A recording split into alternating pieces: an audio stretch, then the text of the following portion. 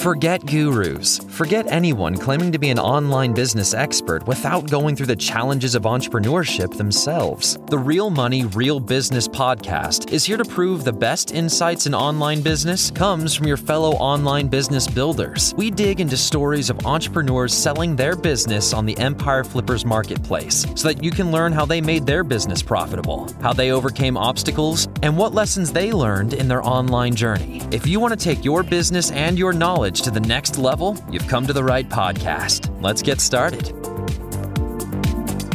Hey everyone, welcome to another episode of the Real Money, Real Business podcast. We record these interviews so that potential buyers can learn more about the business and the seller to help them make an informed buying decision. If you would like to learn more about this business, including details like what type of business it is, how much revenue and profit it makes, and all of the assets included with the business, simply visit empireflippers.com/marketplace and search for this business's listing number, which you can find in the video thumbnail and in the description. Or if you're watching this on YouTube, you can click the link in the description to go straight to the listing. So without further ado, let's get into this interview. First up, let's learn a little bit about you. Can you tell us about your background in building and running online businesses? We actually got our start in the online business space, actually early 2000s. Both my wife and I got on with software startup that provided education, if you can believe this, on teaching people how to use the internet and how to learn Excel and Word. So this was like early 2000s. And that company really took off. And the owner of that company actually had a remote first policy. He only wanted to create, sort of a contract-based business where there would be only freelancers working for him. And it kind of got us thinking about this idea of actually providing education for people to start their own freelance business, because we had provided so much training to the many freelancers that started with us in this company. And that led us, years later to launching our own university for freelancers. And that's really where we got our start. And so back in the day, we were doing everything. I mean, we were doing the affiliate marketing, we were doing the business development, we were creating the courses. And so we've really honed our skills in a whole variety of areas and really learned on the job, because back in the early 2000s, there wasn't degrees in digital marketing or anything like that. You really had to learn from scratch. And that's kind of how we got started. Why are you selling the business now instead of keeping it and growing it further? I think the biggest reason we are considering selling our business right now is because we really have been doing it for a long time. We have been in the online space since the early 2000s. We started the first sort of iteration of this business in 2008, and then it turned into sort of a membership-based site many years later. So we've been doing this for the better part of 15, 16 years and are looking at some new opportunities in other areas such as coaching and other things that we're excited about. And so we really feel passionate about the business and we've enjoyed our work, but we also are looking kind of for the next step as well. To be honest, this was a great business for us as we are raising our kids. We all work from home. Our kids are now moved on to college. And so we're also kind of entering a new chapter in life, and hence us looking at potentially an acquisition of our company. We're also in a place where we don't necessarily have the ad expertise. And I feel really to grow this business that we need somebody that has sales and marketing skills. And so we're at a place where we would really be looking at investing in a sales and marketing person or an agency and dumping some money into ads. And we're not sure if that's the direction we want to go right now, or whether we'd want to look for an acquisition. So that sort of gives you a background as to why we're selling it right now or considering it. Can you describe the amount and the type of work that you do on this business to maintain it? So to describe the work that we do on a weekly basis, let me break it into a few different buckets or categories. Bucket number one would be content. So obviously we are a membership-based education website. And so we've done a great job at evergreening our courses and our programs. And so that would be one of the roles that I play, is doing workshops. And we've kind of streamlined our main certifications into just a handful that we get to update. So that's kind of simplified our life as well. But predominantly the content is, we do a workshop a month. We'll do coaching calls at times. We do things called Tech Tuesdays. And so that's part of it, is just doing live webinar type events and preparing for those. So that would be one of the tasks, is just creating content. We have outsourced a lot of our content marketing. So we have a newsletter writer that writes for our popular newsletter that we have. In the past, we've had a blogger that we've outsourced to. We've outsourced, although we're not doing the podcast right now, we have somebody that produces our podcast for us. And so a lot of that's been outsourced. So really the content is built around just the webinars, just the day-to-day interaction with our students. The second bucket, I would say, is community. So we do have a private Facebook group that we support our students, and it's really for Q&A. We do a Monday post and a Friday post, and we answer questions throughout the week. And so it's fairly low maintenance right now. So that would be under community. And then we have some, outlying communities such as a YouTube channel. And that's another thing. We've been creating, a video a week for the YouTube channel. The owner can, choose to continue that or outsource that if they wanted to as well. So community is another category. I would say admin/customer service. So obviously we're spending, an hour a day probably just answering questions from our students or from new inquiries. So not a lot of work there. We use Help Scout. It's fairly streamlined. Our customer support, got good FAQs, things like that. And then in terms of marketing, we're doing more content marketing right now. We certainly have done a lot of partnership development in the past, and we've built up partners that we do work with. So that would be more work that we do, is just business development, looking at new people that would be interested in promoting our university. So that would make up most of the work. I would say the business is pretty manageable. And certainly if someone was buying this, they could outsource some of the, webinar content and even negotiate with me on potentially contracting to them to do some of that work for the time as well. So there's some options to make it a fairly manageable business to run. So if you were to keep this business, what are some of the ways you would try to grow it? I think if we were to keep the business, I may have mentioned this in a previous question, but we would be looking at a couple things. We'd be looking enlisting some support in the sales and sort of ad buying space, whether that's through an agency or hiring someone to do that work for us and investing some dollars and really targeting a couple different demographics that I think would be interested in the freelance space right now and starting a flexible freelance business. And so it's a growing market. The freelance economy continues to grow. And so we could certainly invest some dollars in that. And so I think that's probably the direction we would go.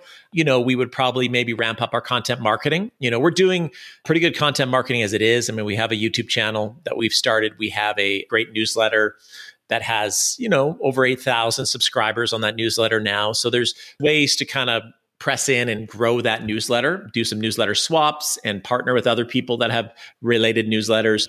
So there's a lot of things that we're even doing now to grow it, but that we would continue to do to get this business to a better place and grow. And I think like a lot of businesses, online and online education space, we saw a real spike in growth during pandemic with people at home consuming content, consuming courses. And we're not different than any other business that has seen a bit of a decline has seen decline since the pandemic ended, as people, weren't consuming as much content. They weren't consuming as many courses. So that's kind of leveled out a bit. But what we've done, we reduced our team. We did some different things in order to make sure that we maintained our net profit. And you'll see, even though our revenues have gone down, our net profit has remained strong, and I think can grow with some of the things that I've talked about here. Right. And what would you say are the biggest risks with this business that buyers should be aware of?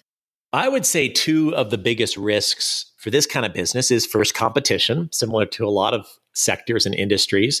Freelance education has grown in leaps and bounds from when we first started. And so that's why I think it's important to find your lane. We've got a great brand, we've got a trademark. I think it's a strong brand. I think you could segment it into different markets like we've even been doing. We've been targeting a lot of the 50 plus market right now because a lot of our students joining us are looking for a second act career. You could do really well in that. You could do really well in the mom sector, like the stay-at-home mom space. We've done that well, or military spouse. So I think where you find the opportunities is in almost niching down and almost finding your lane in that space, as opposed to trying to be a freelance university for all freelancers.